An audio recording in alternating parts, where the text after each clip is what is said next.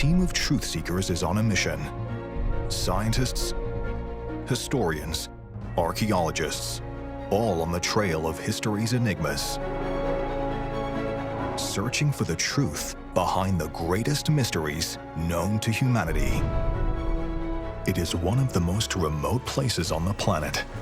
This barren rock in the South Pacific was once home to an extraordinary civilization, the Rapa Nui of Easter Island. They created a paradise on Earth and carved great stone sentinels to watch over them. And then they vanished. Where did they come from? Why did they carve such monumental statues? And what happened to those who built them? In London, our team assemble. Our 4 Truthseekers combine decades of experience in different fields. But they all have one goal: to apply their knowledge and reveal the truth. There are mysteries, and then there are mysteries. I have always loved uncovering the secrets of the past. We need to go back and unpick the untruths from the truths. Age-old problems that we've been asking ourselves over 100 years, really, can now be solved. They'll follow the clues left behind, unravel the secrets of the past, separate fact from fiction, and together they'll uncover the truth behind the greatest mysteries ever.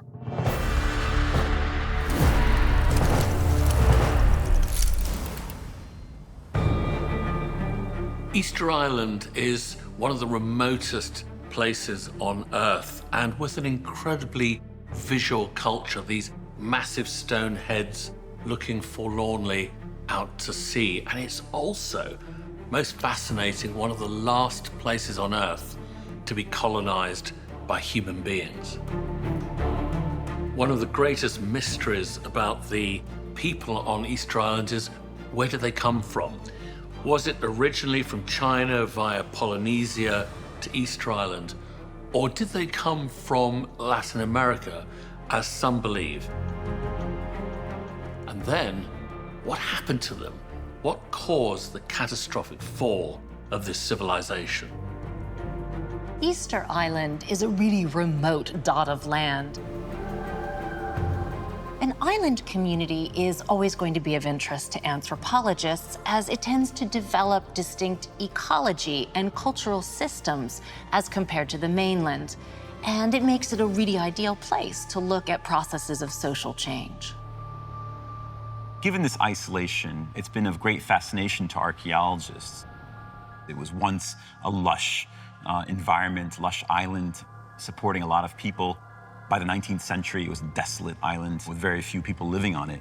Could it foretell our own future? Could it be a kind of warning to our own planet's potential demise? To solve the mysteries of this small island, the team is examining 3 main sources. There's the archaeological record, the buried remnants of the past uncovered by scientists. There are the stories told by the European outsiders, the first explorers to reach the island. And then there are the people of Rapa Nui itself. Dr. Fern Riddell has been taking a closer look at the culture which lived on the island and built the strange standing stones it's famous for. Easter Island is formed of 3 extinct volcanoes, and it was created about 400,000 years ago, when the largest of these volcanoes, Terra Vaca, burst out of the sea. These eruptions joined with the 2 smaller volcanoes and created Easter Island. Much like the Pacific Ring of Fire, Hawaii, and other oceanic islands, Easter Island is volcanic and built on basalt rock. Its volcanic birth from the ocean floor is also the reason for its isolated location.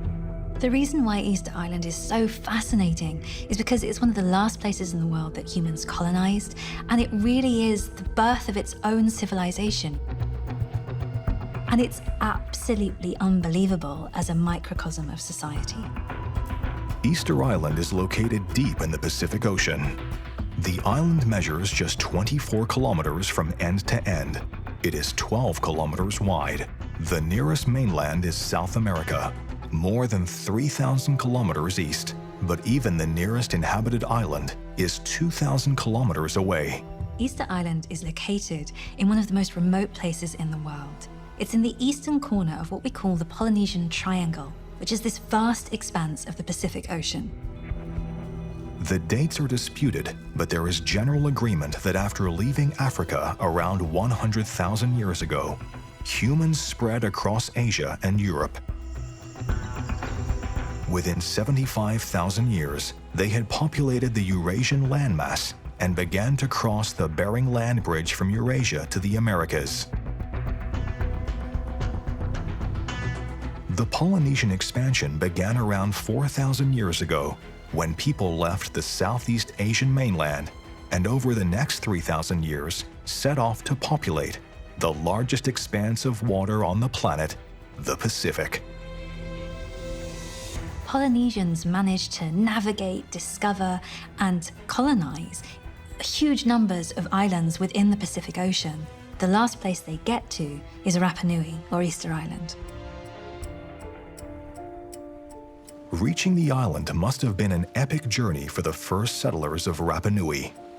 When that happened, and from where, has long been debated. The people of Rapa Nui believe they are Polynesian, the descendants of the men and women who left that Asian coastline thousands of years ago and spread across the Pacific in a wave of migration from island to island. But how did they do it? So before Stonehenge and before the Bronze Age, we know that Polynesians left the coast of Asia and began navigating the Pacific Ocean by stars. Polynesian wayfinding is the ancient art of celestial navigation. With no modern sextant, compass, or evidence of any navigational equipment, these master sailors were able to navigate huge distances over empty oceans using an ingenious combination of techniques.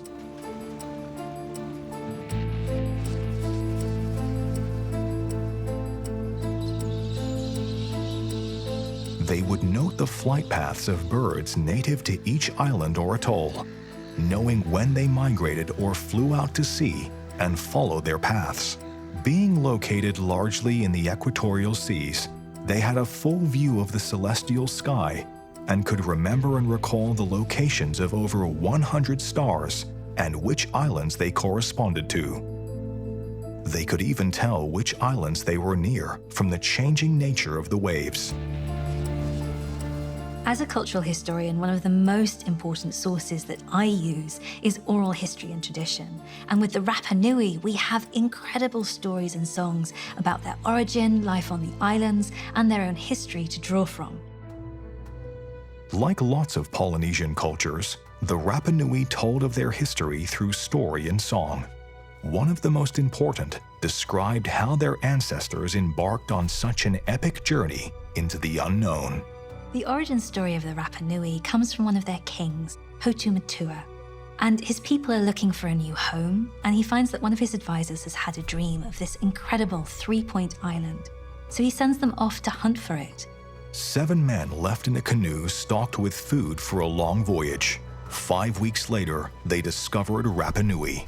There are no records of when this king lived or what year the Polynesians first stepped foot on the island. Whenever it was, the Polynesian settlers then brought in their catamarans, everything they needed to start a new civilization.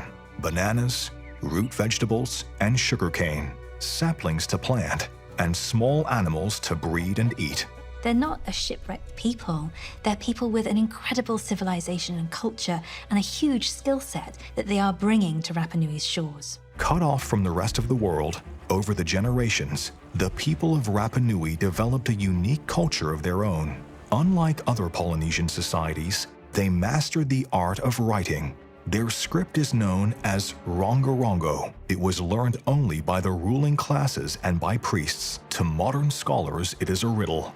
But they've established that they compiled lists of important events and of people killed in battle or at sea. But without the help of the Rapa Nui themselves, the curious symbols have defied all attempts to decipher them. But it is not their mysterious writing that the Rapa Nui are most famous for.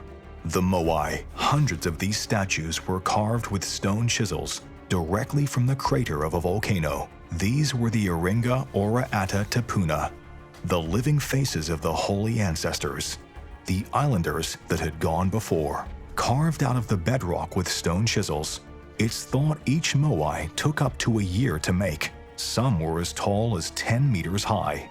They could weigh more than 80 tons. These giants were dragged to the edge of the volcano quarry and then carefully slid down the grassy slopes beyond. From there, somehow the Rapa Nui transported the moai up to 20 kilometers across their island's rough terrain. They stood them on the coasts on great stone pedestals called ahu. The silent faces stared inland. They watched on as the community flourished, and Rapa Nui brimmed with life.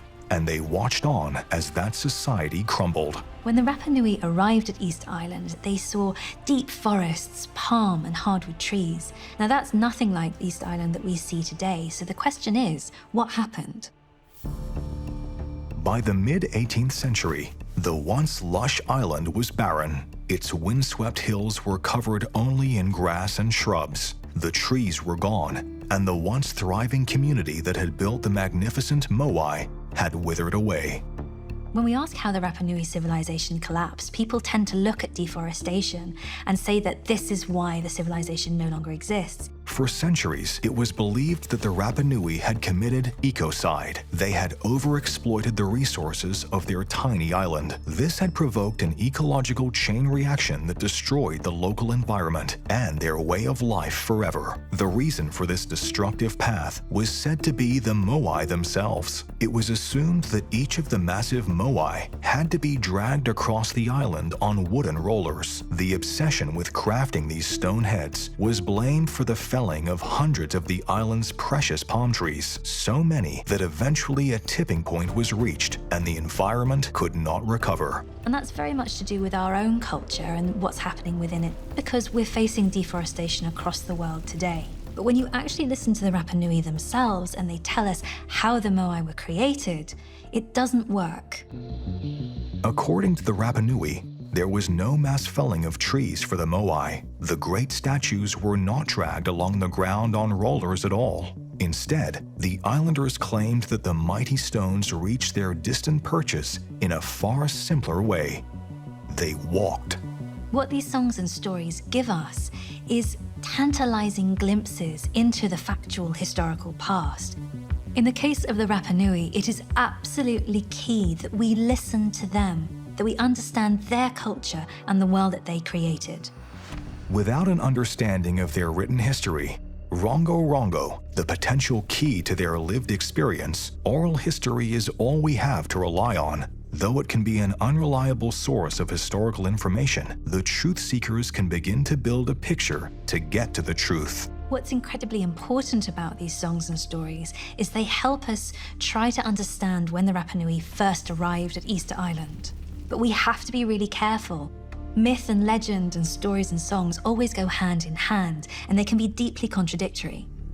The Rapa Nui stories of walking stones were dismissed for centuries as mere legends. But it's recently been revealed that there is more to the tales than previously thought. Stunning recent discoveries by scientists have overturned centuries of wisdom and forced historians to rewrite the story. The moai did walk the craggy hills of Rapa Nui, and its people did not commit ecocide at all. But if ecocide isn't the answer, then what happened on the island? Who or what was to blame?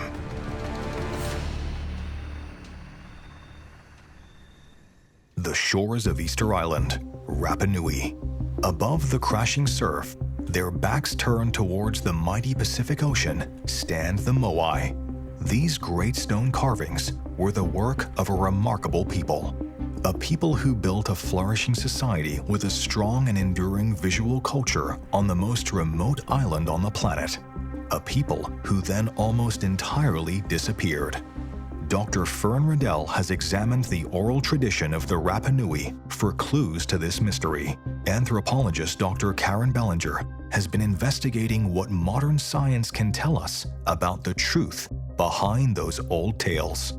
What I'm really excited about in exploring the Easter Island mystery is to dig down into the weeds of these competing theories that have arisen as to what happened to these people. Rapa Nui legend tells of a Polynesian king, Hotu Matua, who sent his people out to find a new home. That home was Easter Island, but not all modern scientists have agreed with this telling of the story. In the 1940s, one Thor Heyerdahl set out to prove it wrong. Thor Heyerdahl was the first to re-examine Rapa Nui from an academic standpoint with his Kon-Tiki expedition. Heyerdahl was an anthropologist with a controversial theory. The Rapa Nui themselves always said that they came from Polynesia. And in fact, linguistic and genetic data supported that theory, not Heyerdahl's. He believed that the Polynesians who inhabited the islands of the Pacific were not the descendants of migrants from Asia. Heyerdahl claimed instead that their roots stretched across the ocean in the opposite direction, towards South America.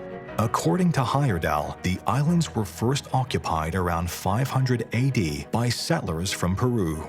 This theory relied on some linguistic, genetic, and other scattered archaeological evidence to claim that Easter Island's remote location was accessible from the Southern American mainland, which had likely human habitation for 13,000 years by this point, plenty of time to develop the requisite seafaring capability for a 4,000-kilometer journey.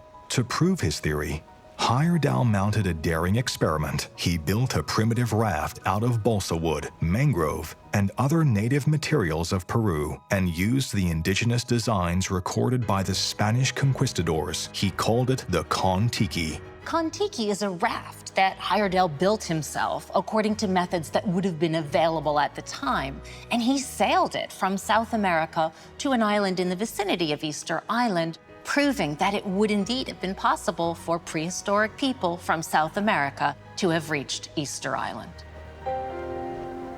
Heyerdahl and his 5 companions set off from the city of Callao in Peru on the 28th of April 1947. They sailed their raft for 101 days, almost 7,000 kilometers across the Pacific Ocean. This rather sensational bit of experimental archaeology captured the public imagination. And, it did prove that it was theoretically possible for a person to do that with limited technology. But the conclusions Heyerdahl drew from this are at best a bit controversial in academic terms. Heyerdahl returned to Easter Island in the 1950s. He was the first to conduct archaeological digs on the island, and he made some bold claims about what he found. He identified a resemblance between the ahu, pedestals the famous Moai statues sat upon, and stonework seen on Inca structures in Peru. And he uncovered on the east of the island the remnants of an ancient hearth covered in charcoal, which he dated to 400 AD. This, he claimed, all backed up his theory of the original settlement from South America. More modern studies, however, have cast doubt on Heyerdahl's conclusions. In the late 1970s, Rapa Nui was visited by another team of scientists. John Flenley was an expert in pollen at the New Zealand University of Massey. Flenley examined pollen samples from cores he took from the lake beds on the island, and he discovered that, in fact, the island had been forested heavily for tens of thousands of years, and that the pollen evidence further suggested a process of deforestation beginning only in about 800 AD and concluding by 1500. And this moved forward the settlement of Easter Island by 400 years from what Heyerdahl had believed. Heyerdahl's theories took another blow in the early 2000s. Excavations began on a sandy beach on Rapa Nui's northern shore. A team of archaeologists was led by Terry Hunt from the University of Hawaii and Carl Lipo from California State University. Hunt and Lipo examined an area of sandy beach on the north part of the island that they theorized would have been a logical landing place for the first settlers from Polynesia. And what they found were habitation layers that dated to absolutely no earlier than 1200. And that pulled our timeline up by 400 further years, refining even further our understanding of the settlement history.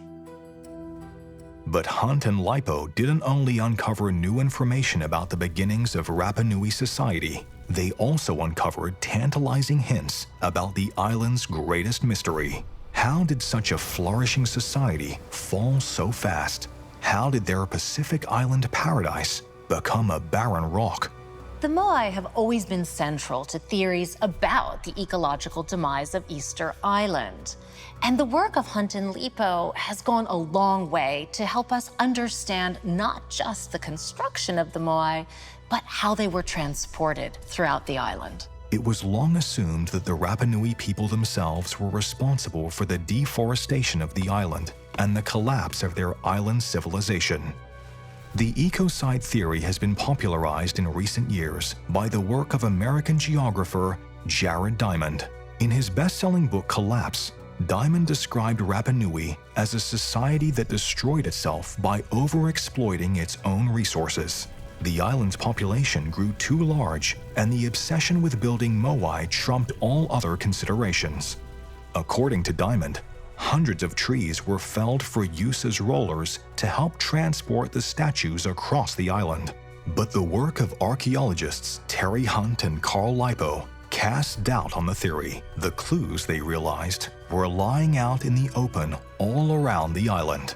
Only around a fifth of the moai carved in the volcano quarry ever reached the pedestals by the coast. Easter Island is littered with hundreds of statues which didn't make it. These were either abandoned unfinished, left in the quarry, or they seem to have fallen by the wayside on their perilous journey across the island. Hunt and Lipo identified a clear pattern in the way that abandoned moai lay on roads throughout the island. When a moai had been abandoned on an uphill slope, it would have fallen backwards. And then conversely, when it was located on a slope going down, they found that it would have fallen forward.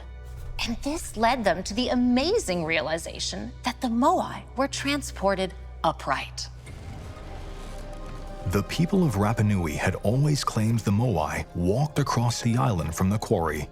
Perhaps this was what they meant. Hunt and Lipo decided to try an experiment.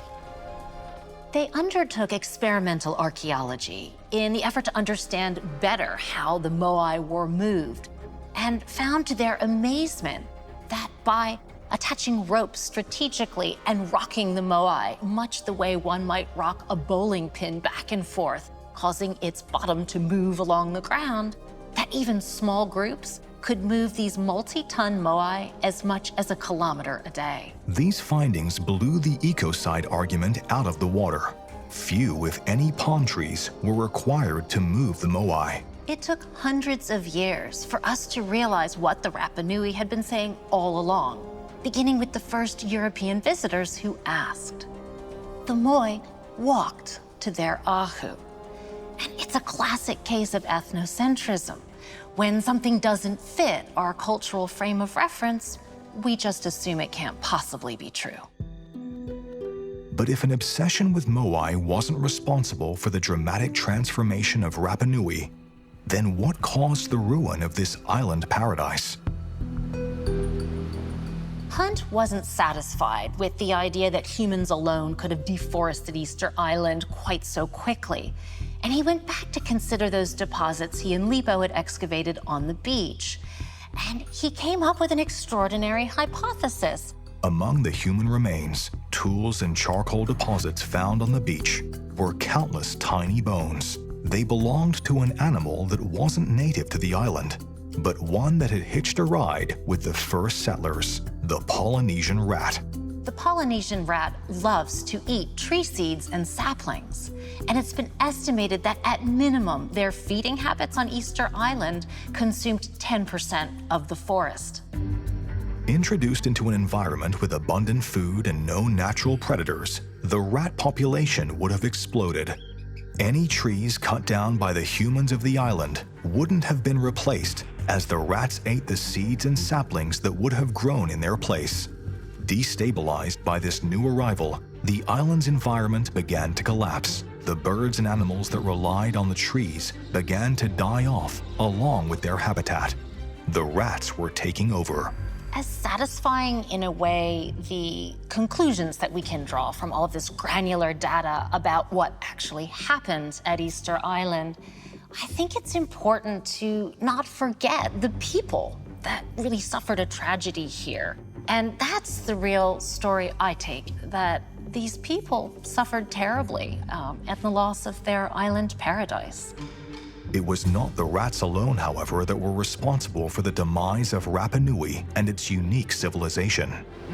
There was another, far more dangerous new arrival that threatened the people of the island: Europeans.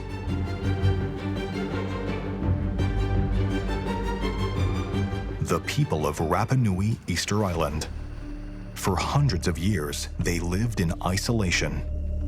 They farmed, they hunted, and they fished in the waters surrounding their island paradise. Until the 18th century, when lumbering ships, crewed by strange, pale-faced men, sailed over the horizon. Life on Rapa Nui would never be the same. Could this first contact be to blame for the demise of Rapa Nui? Historian Tony McMahon has been tracing the accounts of early European explorers and merchants for clues. The Rapa Nui were unknown to the whole world given their isolation until in the year 1722, a Dutch explorer called Jacob Roggeveen arrives on the island. And because he arrives there on Easter Day, he gives it the name that we all know, Easter Island. Roggeveen was leading an expedition funded by the Dutch West India Company. He was searching for a trade route to the Spice Islands of Indonesia when his fleet of 3 ships stumbled onto Rapa Nui. Well, this is an age in which the Spanish, Portuguese, the Dutch, British, and French are all vying against each other to carve up the world, to further their economic interests, to build their empires. Roggeveen's expedition was on the lookout for strategic staging posts in the deep Pacific, places where company ships could stop and resupply before continuing across this vast oceanic wilderness. What Roggeveen found on this island was a fertile landscape that could sustain the growing of yam and sweet potato, a wooded interior, and also these enigmatic statues, these heads. So sending his reports back, Roggeveen painted a very positive picture. He said it was a fertile land of abundance. But this first encounter was also marked with violence. The Dutch explorers shot one islander by mistake and drew their muskets at a dozen others when a fight broke out. It was the first, but sadly not the last time visitors from the outside would bring bloodshed and destruction. But such was the remote location of the island that the Rapa Nui were left to return to their lives in relative peace. Almost 50 years later, the Viceroy of Peru, which is part of the Spanish Empire, sends somebody called Don Felipe de Aedo to the island to investigate it. He discovers 3,000 people approximately living there. He notes their script, Rongo Rongo, an undeciphered language, and he plants 3 crosses on the island and the Spanish flag and claims it for the King of Spain. The Spaniards were amazed by the standing stones they saw across the island. They passed 5 days ashore, surveying its coasts and annexing its lands, claiming it for the King of Spain. Ahido is also the first to record the Rongo Rongo script, which was used by island elders to sign the annexation treaty. They then departed and left Rapa Nui once again in solitude. But the open ocean was a far busier place than it had ever been in history, and after waiting hundreds of years for their first visitor, and another 50 years for their second, the next visitor to the island would come much sooner, and he would find a very different Rapa Nui. 4 years later, the famous Captain James Cook arrives on Easter Island, and it's a very different spectacle that he finds. It's one of desolation. The British explorer wrote in his diary, Thursday, the 17th of March, 1774, "No nation will ever contend for the honor of the discovery of Easter Island, as there is hardly an island in the sea which affords less refreshments and conveniences for shipping than it does. Nature has hardly provided it with anything fit for man to eat or drink, and the natives are but few and plant no more than sufficient for themselves." The lush woodlands seen by the Dutchman Jacob Roggeveen's expedition just 50 years before were gone, And that was not the only thing that had changed. When Roggevin encountered the people of the island, they seemed welcoming.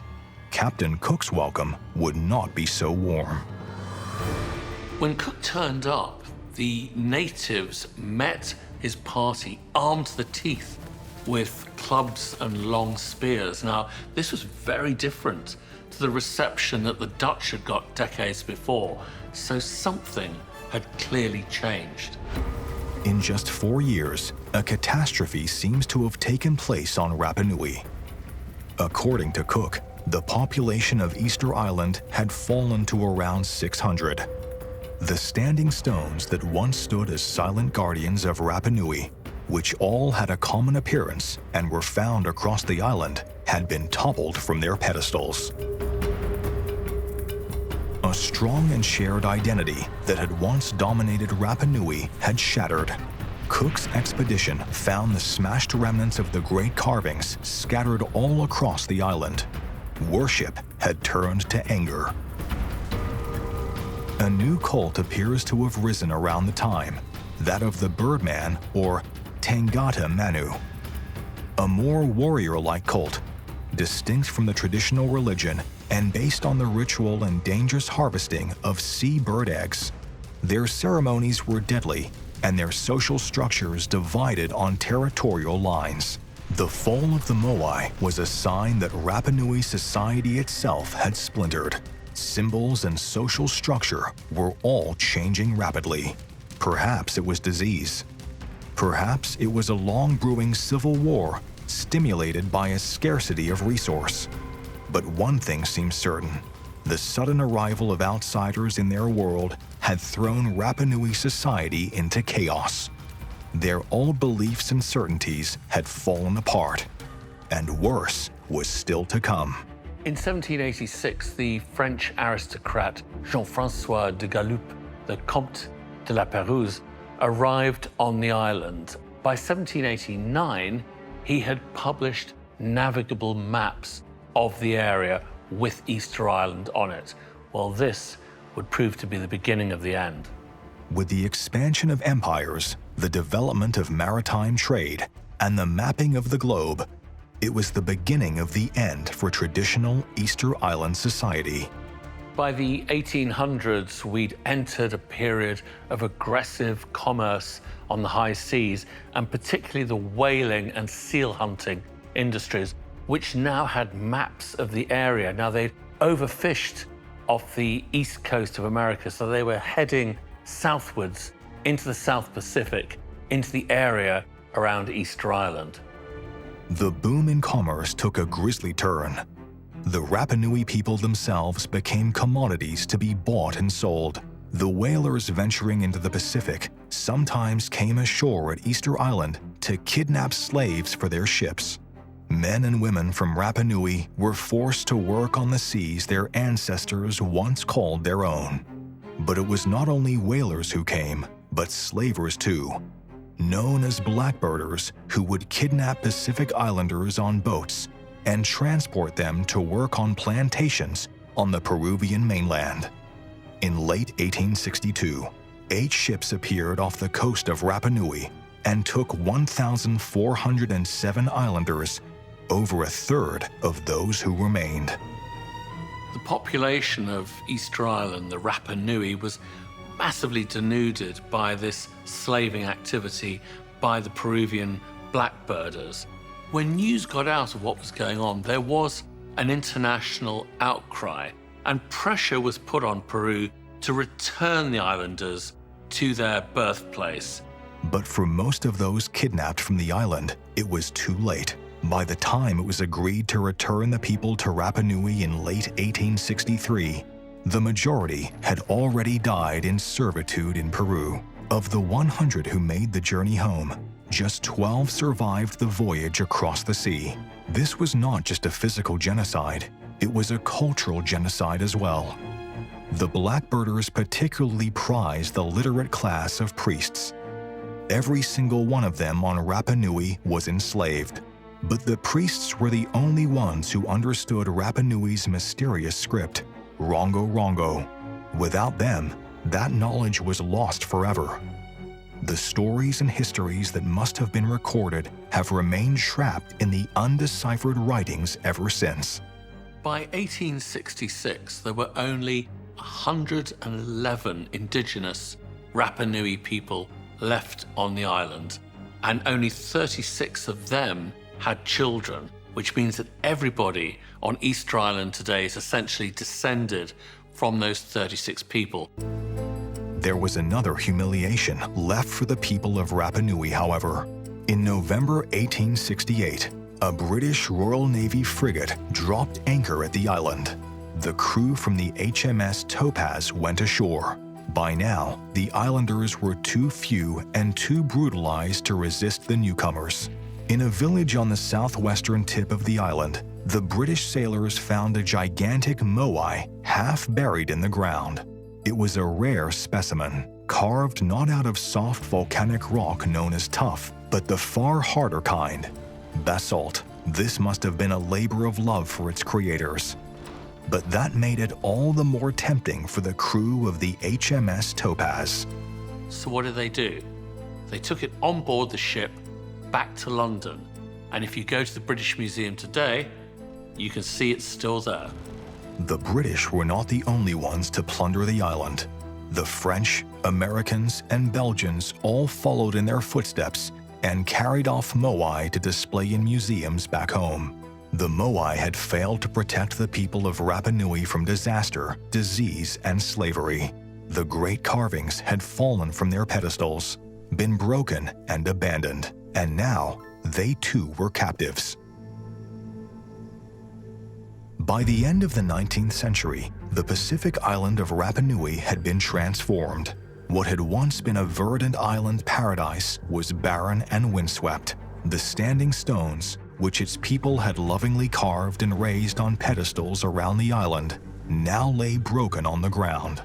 What happened to Rapa Nui has long been disputed. The Truthseekers have been examining everything from ancient tales to the latest archaeological studies in order to unravel the mystery. Rapa Nui, or Easter Island, has been of great interest to archaeologists. And in the most recent phase of exploration on the island, we've become much better at really refining the timeline when Rapa Nui was undergoing tremendous change, both social and environmental. For decades, it was thought that the people of Rapa Nui brought the environmental and social disaster upon themselves. More recent studies have pointed the finger elsewhere. Dr. Mark Altwiel has been looking at how the impact of Europeans on Rapa Nui can be measured. Easter Island, or Rapa Nui, is one of these places that's relatively isolated. It's far away from almost any other inhabited islands. It may have been, in fact, one of the last places settled by humans on Earth. We see different kinds of studies, such as DNA, archaeology, environmental studies. Each by themselves may not necessarily give us that much information, but when you bring it all together, we learn a lot about Rapa Nui and its history and its past and how it really evolved due to European contact. In order to get a full picture of the Rapa Nui, Mark has been investigating the most personal artifacts the Rapa Nui people left behind, their skeletons. Analysis of human remains from the island has confirmed that before contact with the Western world, the people of Rapa Nui were thriving. In terms of the timeline of Rapa Nui, linguists have determined that perhaps Rapa Nui, or Easter Island, was settled by around 400 AD. Some geoarchaeologists, for instance, have suggested around 800 AD. More recently, archaeologists have suggested around 1200 AD. Regardless of the timeline, we know that it was certainly settled quite late in its history. Analyses of skeletons found on Easter Island have determined that whenever the island was settled, the population was actually quite healthy. The diet they ate was well balanced. They ate a marine-based as well as a plant-based diet. So they ate a good protein, low carb, relatively high energy protein diet. So they were quite healthy individuals. The Rapa Nui people may have had help in sustaining this lifestyle from an unexpected source. For a long time, it was thought that the moai had helped propel Rapa Nui towards disaster. But a recent study has suggested the opposite was true, that in fact the moai were crucial to maintaining life on the island. In 2014, American archaeologist Dr. Joanne Van Tilburg, a world expert on the moai, teamed up with a soil specialist to investigate. Dr. Sarah Sherwood analyzed samples from around the Ranararaku quarry, which is the origin of 95% of the Rapa Nui's moai. They basically determined that the statues didn't just have a spiritual or ancestral kind of benefit. They certainly did have that kind of cultural connection to the people. But there was a very practical reason as to why you may excavate the statues. When the statues were removed from the quarry, they actually also brought upon nutrients, beneficial soils that could have been deposited across the island. So it would actually be a way to renew the soils across the island so that they can be used for growing crops and other kinds of useful plants. For a long time, historians and scientists had suspected that the moai were linked to the fertility of the land. The people worshipped them to secure good harvests. This recent discovery by Van Tilbury and Sherwood suggests the relationship between the stones and agriculture was even more direct than had been thought. But by the 18th century, the lush island paradise that the moai had helped support was dying. The forests were disappearing, and the rich animal life sustained by the trees was dying out. The potential culprit has been identified as the Polynesian rat that came to the island with its first settlers. But Rapa Nui's dramatic transformation did not lead to a collapse in the health and well-being of the people who lived there. That's the finding of Robert D. Napoli, an anthropologist from the University of Oregon and a team of scientists. They used Bayesian analysis to look at population change over time. They, in fact, demonstrate that the population of Rapa Nui or Easter Island didn't really change that much, despite the fact that the island began to degrade in terms of its environment. The population density was actually quite comparable to places such as New Zealand or Sweden or even Colorado in the United States.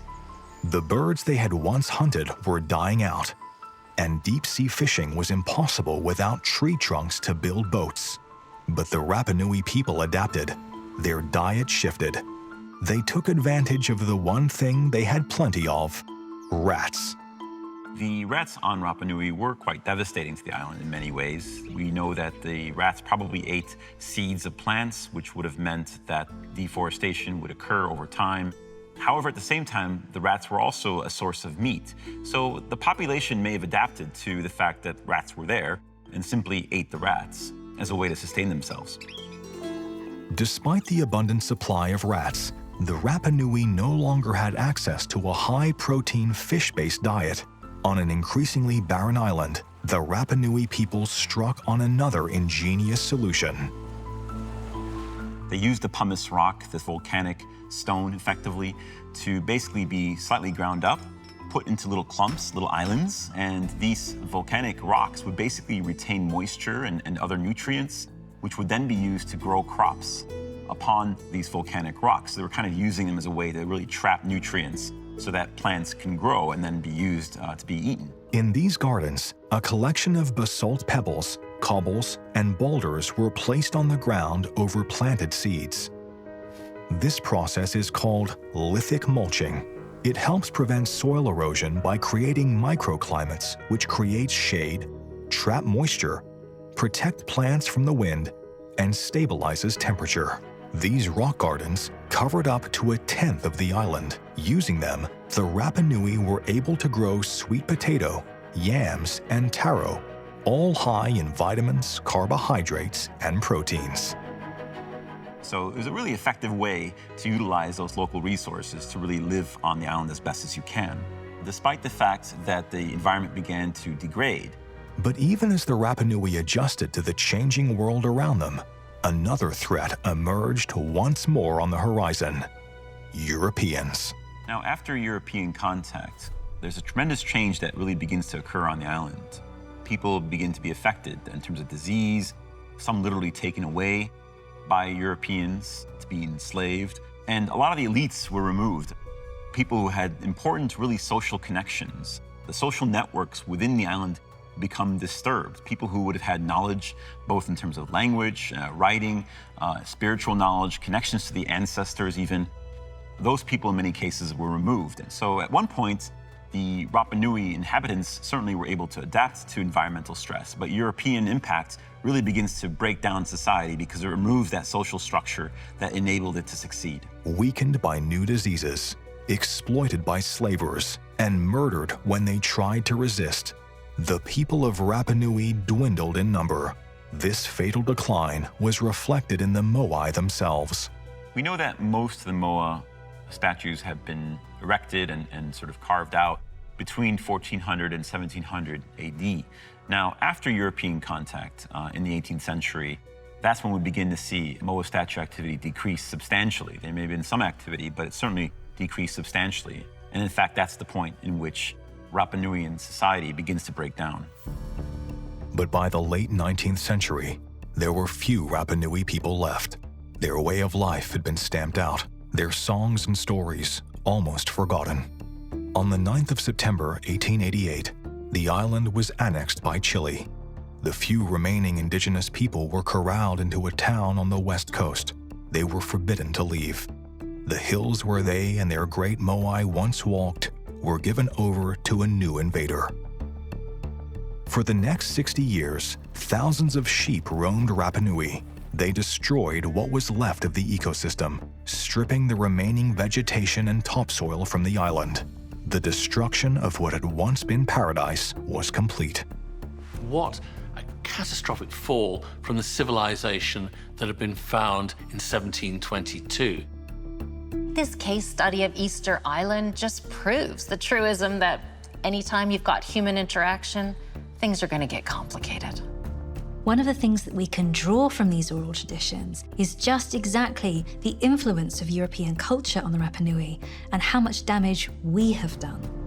We can see a society that was quite successful in sustaining themselves, using local knowledge, local resources. But when we begin to bring ideas from the outside that are not suitable to a given environment, that's when things begin to break down. The people of Rapa Nui were not without blame. They introduced the rats, which decimated the island's once dense forest. But they adapted to the changes. Their society continued. It was the arrival of Europeans that doomed them and their magnificent Moai. Those standing stones were once accused of causing the collapse of the Rapa Nui. They were dismissed as a foolish obsession of a people driving themselves towards disaster. But the Moai were not the villains of this tale. Instead, they were witnesses to a crime, a tragedy, a genocide.